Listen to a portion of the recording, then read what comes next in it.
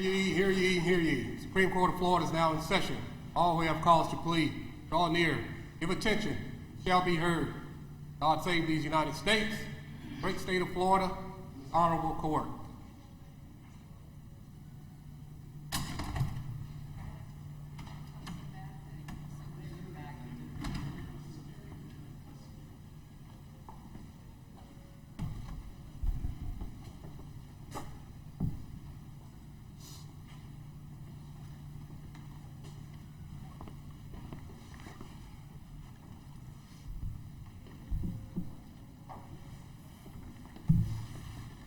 Ladies and gentlemen, Supreme Court of Florida, please be seated. Good morning. Welcome to the Florida Supreme Court. The first case on the docket is Robinson versus State.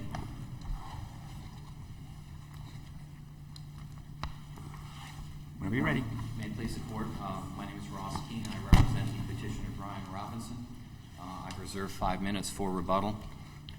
The issue today before the court is how to resolve the conflict between the First District's decisions in Pearson and then, of course, Robinson, who I represent, and the second DCA case of Netherly versus State on the interpretation of the tolling provisions, or, if you will, diligence provisions as well in Section 775-15 Florida statutes.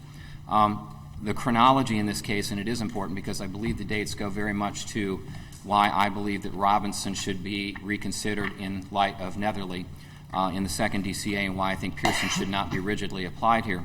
Mr. Robinson, in 2007 in November, had his IP address tracked based on some alleged images of minor children. In February of 2008, a search warrant was issued, and he was searched. There was digital matter in his computer, was retained by law enforcement. In March of 2008, a few months later, he was voluntarily interviewed, and I emphasize that Mr. Robinson came to law enforcement and spoke with law enforcement. He also later surrendered in this case, but he did cooperate with them and gave an interview and gave a statement. In May of 2008, he was transferred at that point to Fort Bragg, North Carolina, and I want to get into this. He was in the Army. He was stationed at Eglin Air Force Base. There is a Camp Rudder there, which is an Army post. He was there since 2006. The state, I just want to anticipate this a little bit, the state will argue his absence throughout this period of time by transfers to Fort Bragg, to Schofield Barracks in Hawaii, and I want to get to that in a few moments, but I don't believe that that necessarily applies to the chronology I think this court needs to look at. He was arrested, or strike that, there was an arrest warrant issued in 2009 in January. Between that time, forensics on the computer were run and completed in October of 2008. Between the time that the warrant was issued in January of 2009, there was absolute inactivity by law enforcement on this case. Well, let me ask you this. Was he, in fact, out of the state at that time period? You said he was transferred to Bragg in 2008. Yes. And was he continuously outside of the state since 2008? If you're talking about where his barracks positions were, where his deployments were, yes. There were periods of time. I'm not going to say that he was back in this region, but he was out. I don't think that's in dispute that he was at Bragg and that he was in Hawaii and then he was in Afghanistan for a year. So you are agreeing that he was in Fort Bragg, he was in Hawaii, he was in Afghanistan from the period 2008 through 2012? It is indisputable, yes. Okay. Was that continuous? Well, that's what we don't know.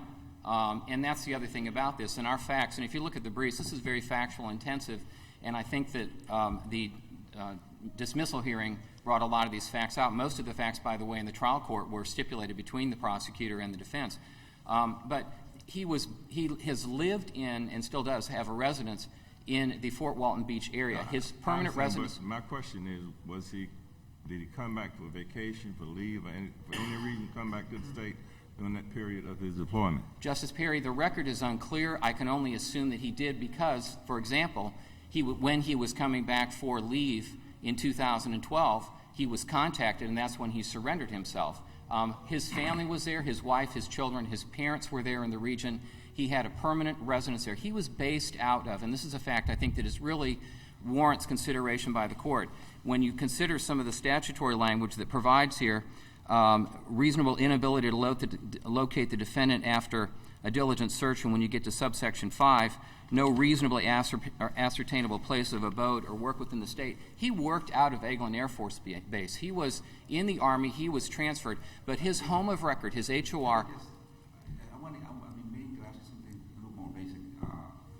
We accepted jurisdiction in this case because the district court certified a conflict to us. Yes, sir. And the conflict supposedly is with the Perez case and with Netherly. Yes, sir. Perez, the statute in that case dealt specifically with a theft statute, Yes, correct?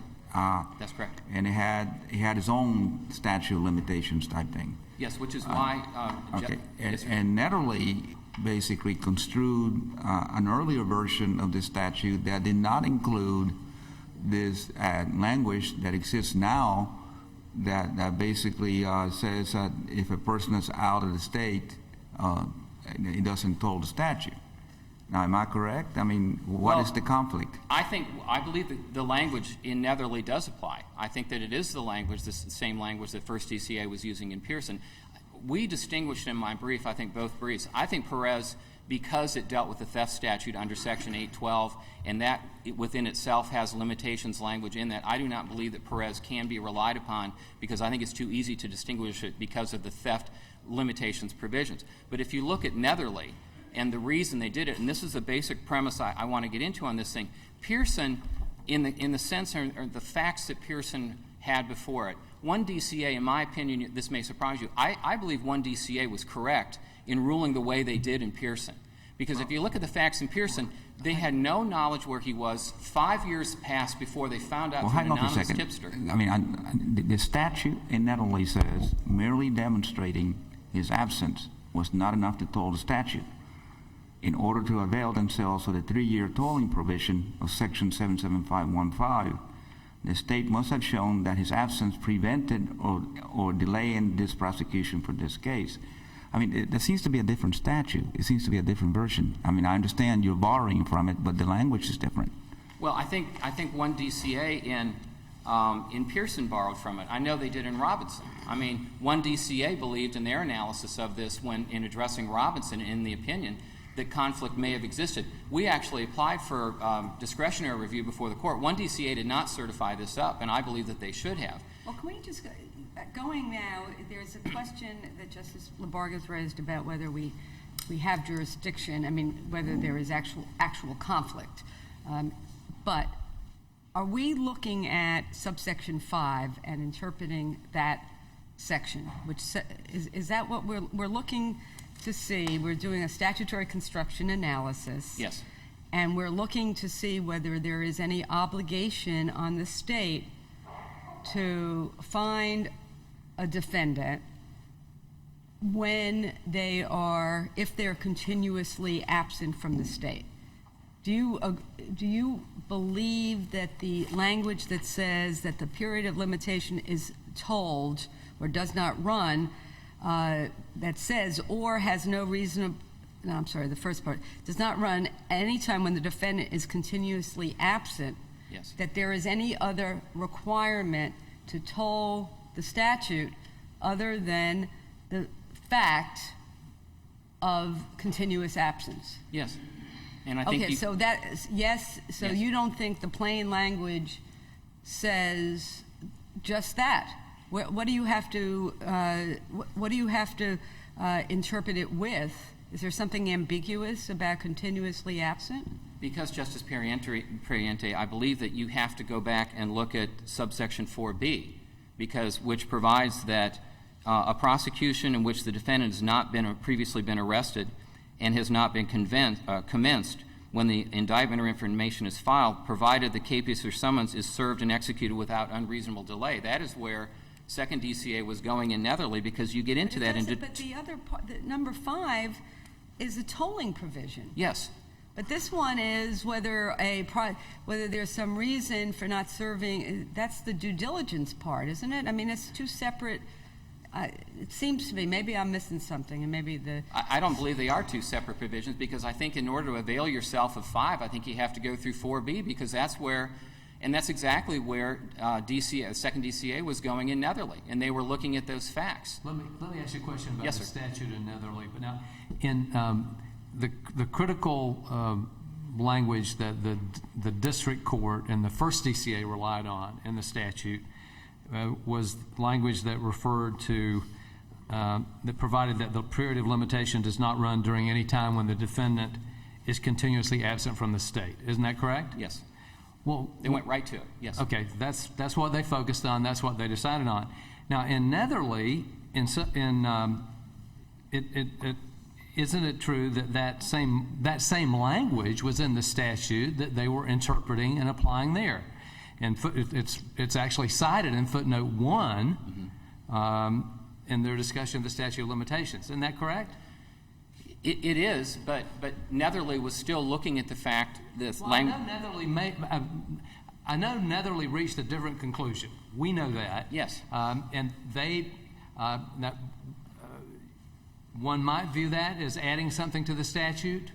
I understand that's not your interpretation of what the second district did, but I just want to clarify that point about the critical statutory language being involved both in Netherly and in this case. Well, I think, and I don't know, it'll be interesting to see what the state's position is on that, because the state certainly briefed it very intensely, considering both the 4B and the 5 provisions on Let's this. assume we took the case, so assume that we're going to keep the case, but we may or may not. Yes. But so you've got a same statute as pointed out in footnote 1. So you're saying that the correct interpretation has to be to read 4B together with 5. Yes. I don't see any other way around it, because to avail yourself, as I said, to avail yourself of the tolling provisions in 5, how do you get there? I mean, there has to be some consideration, because 4B deals with service of the warrant. The fact that Mr. Robinson had an arrest warrant issued, but nothing was done, and I don't want to get away from this, but I mean, 27 months passed in this case between the issuance of the arrest warrant before law enforcement started digging, according to the record, and picked up files from Easterday, who passed away, unfortunately. But law enforcement for 27 months did nothing in this case. And that is, in looking at the fact pattern that you have in Netherly, that's what second DCA was looking at. As I said, first DCA in Pearson, that's easy.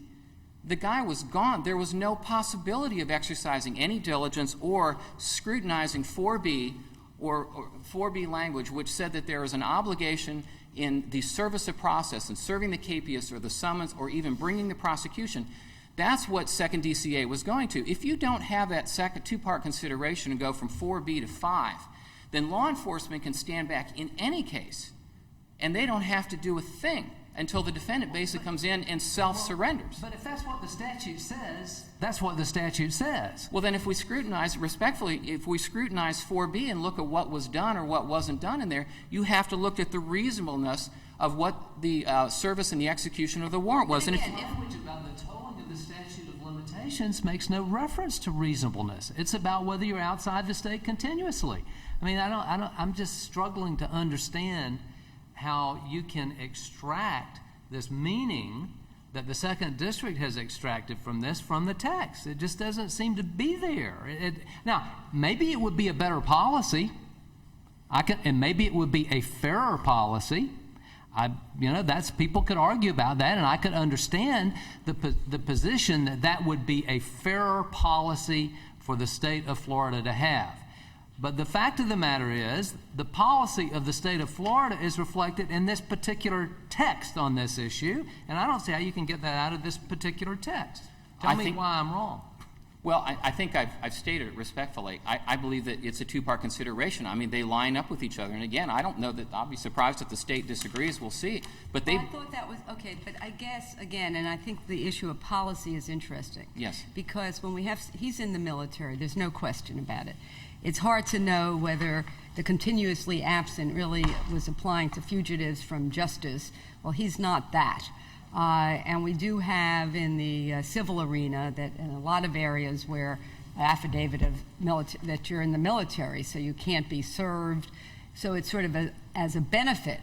Perhaps if he were in Afghanistan on continuous tours of duty, no one would expect the state of Florida to be serving him with a warrant for his arrest. But we don't have a military service exception at the present time, correct?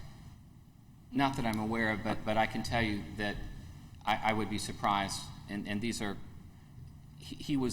they could have found him, but my point in this... Again, I guess we're going to be going around and back, because Yes. the issue, obviously they could have found him. I mean, there's no question. I don't think the state would disagree they could have found him. I mean, that's, you should call the military. We got an outstanding warrant for one of your military personnel who's, we're going to serve for whatever the, child pornography, whatever the crime was, and sure they'd probably voluntarily bring him back into Florida. But if you don't take into consideration, Justice Pariente, the 4B reasonableness of the delay.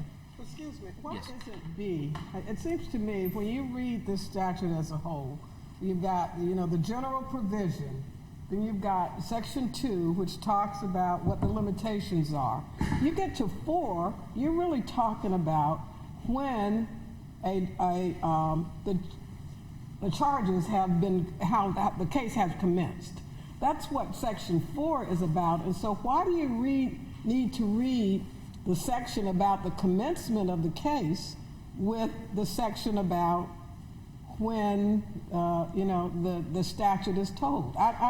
I'm still struggling with, as you saw Yes. some of my other colleagues, why 4 has to be read with 5. I think in the context of the limitations, and I guess let me put it this way. If it is not, and this is getting back to the question with respect to policy, okay? If it is not considered, if there is not some diligence component in there, and I think overall that is what Second DCA was attempting to accomplish, a recognition that there has to be some burden on law enforcement to undertake something. If that is not done, you are rewarding inaction.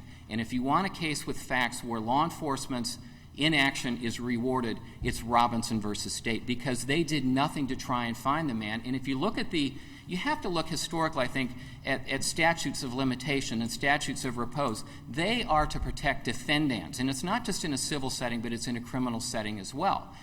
Evidence can go stale, witnesses can... You're into your rebuttal. Yes, I'm aware of that. You're free to continue, but I'm just telling you, you got 3 minutes and 27 seconds left. Yes, I understand. If I can finish that point, though, about the statutes of limitation, to not consider that, to not look at that, to allow the state to simply sit back. If they had not called somebody up and picked the phone up and gone and gotten Mr. Robinson to surrender in 2012, we may not be here. We may be here 2 or 3 years from now if they had relied on it in the way that you're suggesting.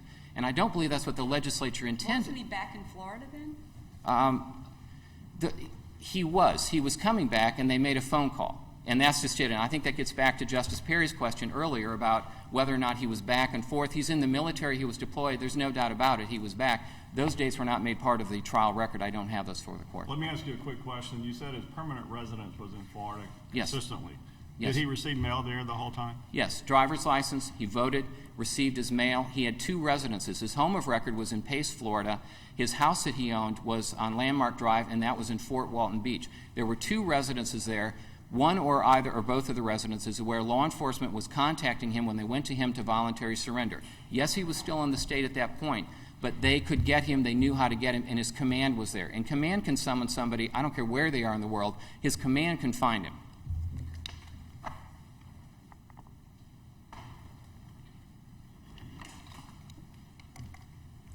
Good morning. Virginia Harris on behalf of the state of Florida. You were talking before about whether or not there was conflict, and I do agree that it's sort of as though Pearson and Talking to your mic. Pearson and Netherly are in conflict, but both of them interpret versions of the statute before the 1997 amendments. The first district does indicate that this case is in conflict with Netherly, but as you noted, it's construing a different version. It seems to me that for Perez, the 2011 Perez, because 2 different Perezes are discussed in this case, but They do rely on a different statute of limitations, a more specific one. The First District seems to base the conflict on this kind of extraneous statement that they put toward the end. It's sort of like, by the way, the state didn't show due diligence irrespective of whether he was out of state. So that seems to be what they're basing the conflict on. On that, I mean, it does say, talking about subsection B, it says, in determining what is reasonable, inability to locate the defendant after diligent search. I mean, I guess what he's saying is that did they know, by the way, that he was in the military? We don't know they that. mean law enforcement. We know that Watkins, this is basically what happened. Easter Day is the investigator who had this case, and he passed away.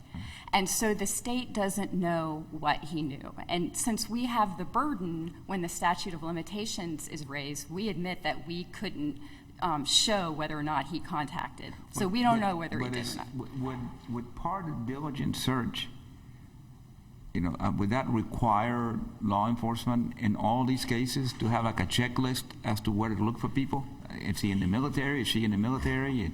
If the state admits that if we were required to engage in a diligent search, right, that we did not do that. We agree to that. Our position is simply that we did not have to engage in a continuous search because he was continuously absent from the state. Is that the issue of continuous absence? Is that a question of fact, or is that stipulated to? Because this is a man that had a permanent residence here, right? And so, what if he was back over that period of time for a week or a weekend? Does that then mean that he's not continuously absent? That the idea that he would have come back, and then that's when they would have had to serve him. So tell me, is that stipulated to, or is that something that needs to go back for a further hearing? The defense attorney never argued that the defendant was back in Florida for any period of time during the hearing. In fact, the state indicated that they were stipulating to the service records, which are included on the record appeal, that show that he was continuously absent from the state. No, well, I read that, and it didn't say that. Basically what it said was that he was in the military and deployed outside of the state, but it did not say he never came back for furlough, for R&R, for right, funeral, for a picnic, or anything. Well, the defense attorney never argued that he wasn't. Isn't that the state's burden to prove that he was out of the state?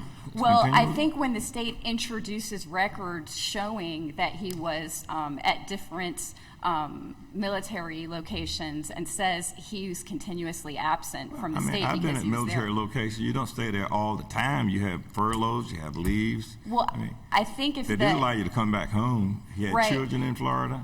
But the defense attorney never said, well, the state presented this evidence, but we disagree. He did come back, and here's the evidence that he came back. I think when the state introduces evidence that he was out of the state from May of 2008 till May of 2012 and introduced records, which the defense stipulated to the records, and the defense does not argue that, no, this is wrong, he came back at times, that the state did meet its burden in that regard. Let me ask you a question. At some point, and I always thought this type of section was there for the fugitive, not the movie, fugitive, somebody that actually was attempting to avoid prosecution.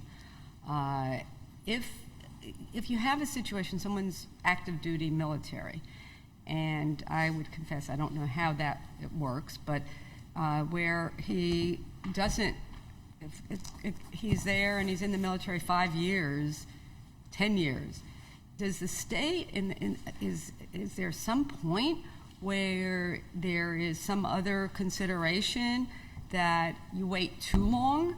Is there any other statute that deals with something about an outside time for tolling. It's not a statute of limitations defense, but there is a case called Howell in the first DCA, and I haven't seen that it's been abrogated by anything that you said, and it talks about two things.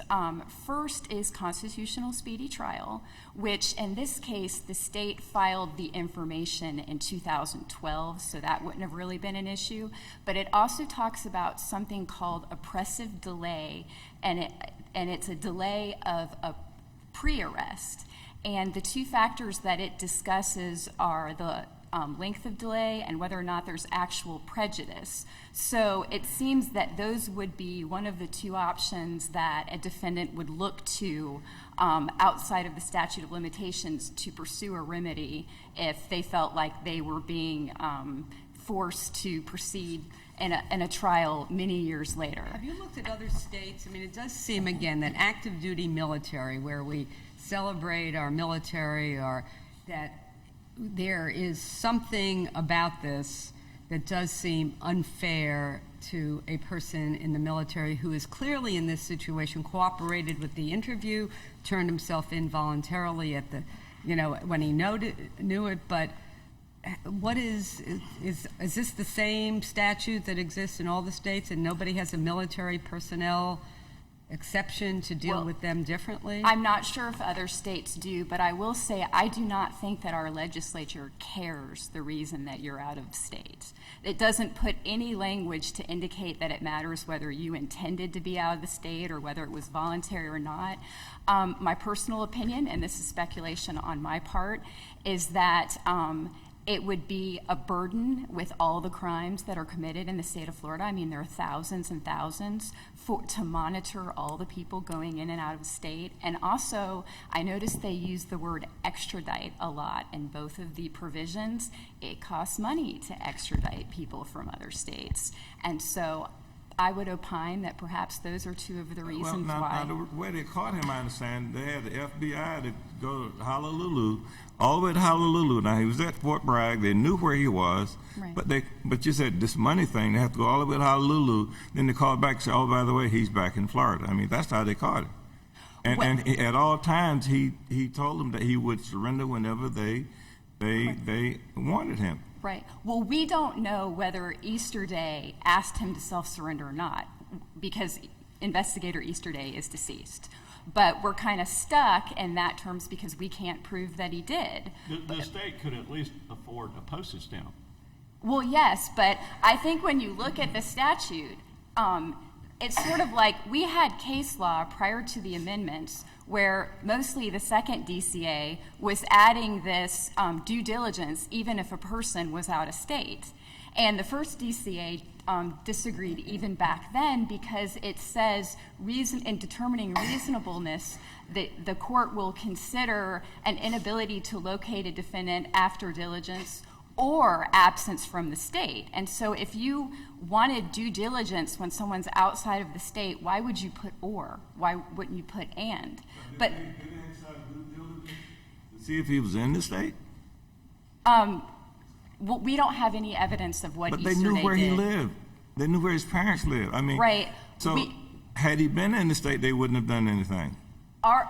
We cannot prove. We have no information about what investigator Easter Day Common did or sense would didn't tell you do. that they knew where he was. And Right. Well, actually, the petitioner's brief and also the record, I think in the state's response, indicate that Watkins, when he started looking into Easter Day's old cases in April of 2011, had to do some digging to find out the petitioner was in the military, which means it must not have been obvious from Easter Day's file that the petitioner was in the military, or he wouldn't have had to do digging. This whole thing is determined whether or not the person who initially started this died.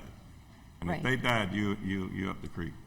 Well, no, our position is he was continuously out of state, and we did not have to engage in due diligence. In fact, I mean, if you look at what happened, we had some case law out of the 2nd District that said that the state had to engage in due diligence when someone was out of state. And then the legislature comes back in 1997 and in 2 different places strongly indicates that it intends to treat out-of-state defendants differently than in-state defendants. At first, Now, this criminal, the limitation with regard to the charging of a crime may find its origin more recently, but in the civil context, we've had a provision like this for over 40, 50 years. So what does that give us any insight? Because you have prospective defendants that are outside the state of Florida, and I think the language is virtually the same. And is there any analysis in those about this diligence requirement, or that a plaintiff has to search out where that defendant is? Well, criminal law is a little different because if you think about it, the statute of limitations is not a constitutional right. It's a creature of statute. It's really, if you think about it, a gift from the legislature because Well, it so comes. it's in civil, it's the same thing. Right. And so if the legislature wants to say, we're only going to give a gift to certain people under certain You circumstances. do have a constitutional speedy trial. Right, but I mean, you can't just wait forever to Oh, prosecute no, someone. that's true, and that would be a limitation on this. Well, let me ask you one thing, just from a procedural basis. This case, it was a motion to dismiss filed by the defendant, and the parties entered into a whole bunch of stipulations about the facts. The trial court denied the motion to dismiss, and it went from that to the first district. No trial, Right. So we're just basically here on a motion to dismiss. Is that common? I mean, shouldn't the case have proceeded to trial and have some disposition before it came up the appellate ladder? Oftentimes, I have seen it, just from reading the other cases, that the defendants will do a petition for writ of prohibition before trial. Right. So in looking at the case law, I wouldn't say that the defendant pleading and reserving his right to appeal a motion to dismiss is the most common way Right. that I've seen it occur. Normally, it seems to be the petition for writ of prohibition. But in this case, it just appears from the fact that the legislature actually took the time to include in both provisions, and the petitioner loses under both because they added the provision to 4B of the 2007, failure to execute process on or extradite a defendant in another state who has been charged by information or indictment with a crime in this state shall not constitute an unreasonable delay. That is the first thing they added. And then for the tolling provision, they say this provision shall not extend the period of limitation otherwise applicable by more than 3 years, but shall not be construed to limit the prosecution of a defendant who has been timely charged by indictment or information or other charging document and who has not been arrested due to his or her absence from the state or who has not been extradited for prosecution from another state. And if you think about it, the word extradite really stands out to me because if someone is in another state and they're incarcerated, for example, that's just about the easiest way to find them. I mean, if they're incarcerated somewhere else, you could be sitting at your desk and look up a website and find them. So the fact that the legislature included the word extradite shows me how much they really don't care about whether or not the state exercises due diligence when someone is out of state. I think they've made a very clear intent that it's just the petitioner's absence from the state. And I understand your position about Justice Labarga about whether or not there's actually a conflict, but it does appear that it's based on that one little sentence in the 2011 Perez case, and that you're probably right. They didn't necessarily have to include that little sentence, but it does say the state didn't show that they exercised due diligence, irrespective of whether or not the defendant was out of the state. If you don't have any further questions, the state asks that you approve the first district's decision. Thank you.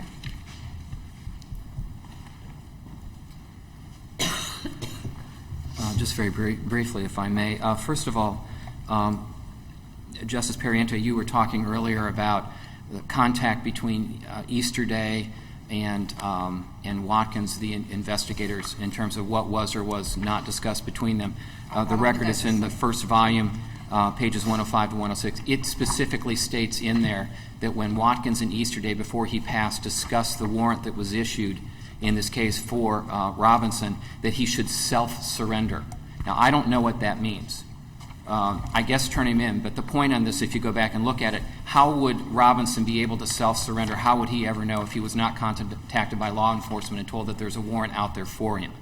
And the legislative indifference, I guess, is the way I'll characterize it. Counsel talked about it. I don't think this court has the luxury of looking at it in the way the legislature did if they are indifferent about that, because you have to go back and look at what actually happened. Justice Perry, I appreciate you asking about the whether he was in the military or not. I think it would be a stretch, for lack of a better word, that law enforcement didn't know from the first day they tapped this guy's IP address back in 2007 that he wasn't in the military. They had his address, Skyhawk Drive. I mean, that is the name of a road that is a military housing establishment. He was interviewed. A warrant was issued. They knew where he lived. There was an offense report that was prepared in this case. They knew the man was in the military. I don't think there's any doubt about it. I can't put my finger on the record where that is, but I think it's just, I don't think that you can suggest that they didn't know that. And I think that's important, because if they did not, if they knew that, they know they could have gotten him, and they did nothing.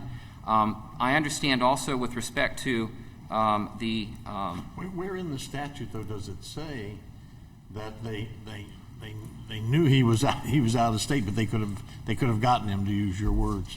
Well, where in the statute does that describe? It seems to me that this is a tolling statute, and it tolls when certain events are happening. And the burden. And this is just like the civil tolling. Yes, and if I may, I'm out of time. If I may just answer that question, the burden is on the state to establish their right to the tolling provisions on this. And if they do nothing and law enforcement does nothing, then I don't see how they can, in a situation where we're trying to protect defendants' rights with when there's ambiguity, I don't see how the state can rely on that. We would ask that you. I have a question connected to that. Was the state correct in representing that before the trial court, the defense did not assert that, or did not deny that the defendant had been continuously out of the state for the requisite period? Now, that's something we can look up. Yes. But I'd like you to tell me what I'll find when I look it up. Yeah, I know that the state, in their briefing, they assume he was continuously absent, and I think that's. I'm asking. I don't know where the record. Clear yes, about sir. what I'm asking you. Yes. I'm asking what happened in the proceeding before the trial court. Yes. I'm asking you to tell me, based on that, not what was in somebody's brief, not some speculation, but if you don't know, no, I you do. can tell me that. No. But if you do know, tell me what it was. It was Eglin Air Force Base or Camp Rudder, Fort Bragg, Schofield Barracks, and then I think he was continuously absent. I am answering your question respectfully, sir. I think that he was absent. Those were the duty stations. But was he back, getting back to Justice Perry's question, was he back for leave? His family was there. He had kids. I think he was. How you define continuous absence, that's another problem. I'm asking you what happened in the proceeding before the trial court. Was there any assertion that he was not continuously absent? I'm not trying to be difficult about it, but I just I understand that. I understand that. No, I don't believe that. I think that there was an assumption that he was continuously absent, and that excludes the possibility he was back on leave for short periods. But as far as long periods, yes, I think that the defense conceded that. I think that's the fact of the case. Thank you. Thank you. Thank you for your arguments.